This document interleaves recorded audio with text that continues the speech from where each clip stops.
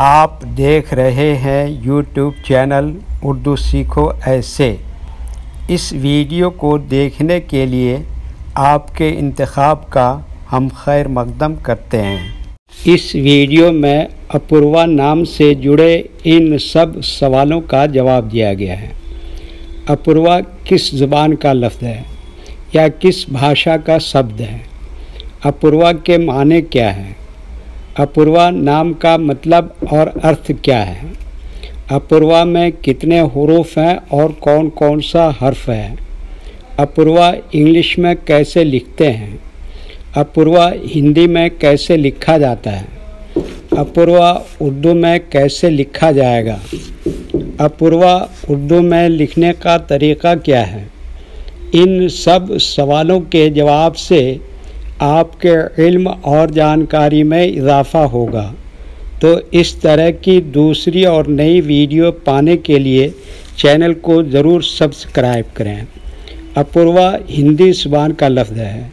अपूर्वा के माने और अपूर्वा नाम का मतलब है दुर्लभ, बेजोड़, बेमिसाल, अनोखा, नायाब, नादिर, कमयाब। अपूर्वा में 5 हरूफ हैं। अलिफ, पे, रे, वाव, फिर अलिफ। ये इंग्लिश में अपूर्वा लिखा हुआ है। ये हिंदी में अपूर्वा लिखा हुआ है। अपूर्वा उर्दू में लिखने का आजकल 2 तरीके हैं। एक कीबोर्ड के ज़रिए, जिसमें उर्दू के तमाम हरूफ लिखे हुए हैं, सिर्फ़ उन हरूफ को टच करना है जिनकी हमें ज़रूरत है। जैसे हमें अपूर्वा लिखना है तो सबसे पहले अलिफ को टच करेंगे, फिर उसके बाद पे को टच करेंगे, फिर उसके बाद रे को टच करेंगे, फिर उसके बाद वाव को टच करेंगे, फिर उसके बाद आखिर में दोबारा अलिफ को टच करेंगे। तो ऑटोमेटिक स्क्रीन पर इस तरह अपूर्वा लिखा हुआ आ जाएगा। अपूर्वा लिखने का दूसरा और पुराना तरीक़ा है कलम या पेंसिल से लिखने का। इसके लिए हमें उर्दू लेटर्स या उर्दू अक्षरों की जानकारी ज़रूरी है। हमारे वो भाई बहन जो हिंदी इंग्लिश लिखना पढ़ना जानते हैं और उर्दू लिखना पढ़ना नहीं जानते हैं, तो इन 4 बातों को ख़ास तौर से याद रखें। नंबर 1, उर्दू हरूफ का नाम। नंबर 2, उर्दू हरूफ लिखने का तरीक़ा। नंबर 3, उर्दू हरूफ फुल लेटर की पहचान। नंबर 4, उर्दू हरूफ शॉर्ट लेटर की पहचान। उर्दू में अपूर्वा लिखने के लिए हमें इन लेटर्स की ज़रूरत पड़ेगी और इस तरह से लिखा जाएगा। तो पहले इन लेटर्स के नाम को जानें और इनको याद रखें। नंबर 1, अलिफ।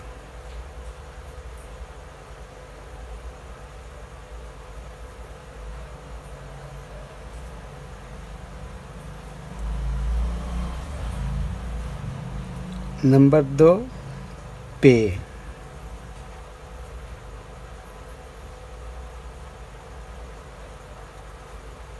नंबर 3, पेश।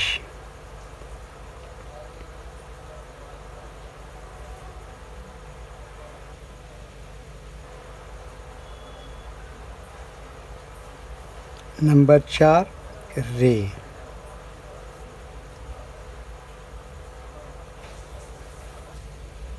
नंबर 5, वाव।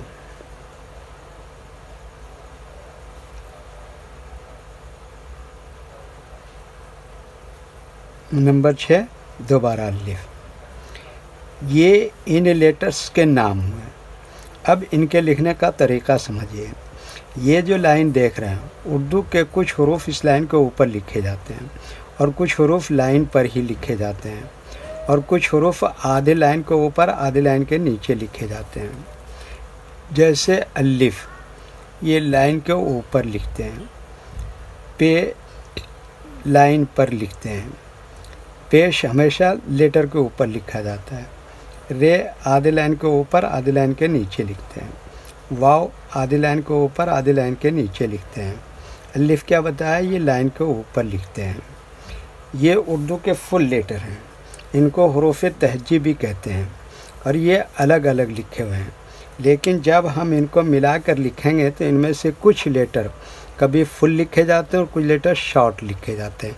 जैसे अलिफ यहाँ पर फुल लिखेंगे और पे इस तरह से शॉर्ट लिखेंगे, रे यहाँ पर फुल लिखेंगे, वाव यहाँ पर फुल लिखेंगे, अलिफ भी यहाँ पर फुल लिखेंगे। तो एक मरतबा इनको हम मिलाकर लिख के देखते हैं।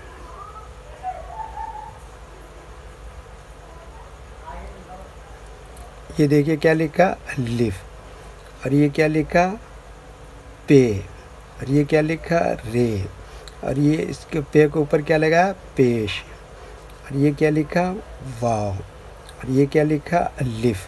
तो ये क्या हो गया अपूर्वा। एक मरतबा हिंदी के अक्षर को उर्दू के हरूफ से मैच करके देख लेते हैं। तो ये देखिए क्या है आ, इसके लिए उर्दू में क्या है अलिफ, और ये क्या है पा, इसके लिए उर्दू में क्या है पे, और ये क्या है ऊ की मात्रा, इसके लिए उर्दू में क्या है पेश, और ये क्या है रा, इसके लिए उर्दू में क्या है रे, और ये क्या है वाह, इसके लिए उर्दू में क्या है वाव, और ये क्या है आ की मात्रा, इसके लिए उर्दू में क्या है अलिफ। ठीक है, ओके। वीडियो देखने के लिए शुक्रिया, थैंक यू। वीडियो कैसी लगी कमेंट में अपनी राय ज़रूर लिखें। अगर अभी तक चैनल को सब्सक्राइब नहीं किया है तो सब्सक्राइब कर लें। इस नाम के अपने दोस्त को ज़रूर शेयर करें। अल्लाह हाफिज़।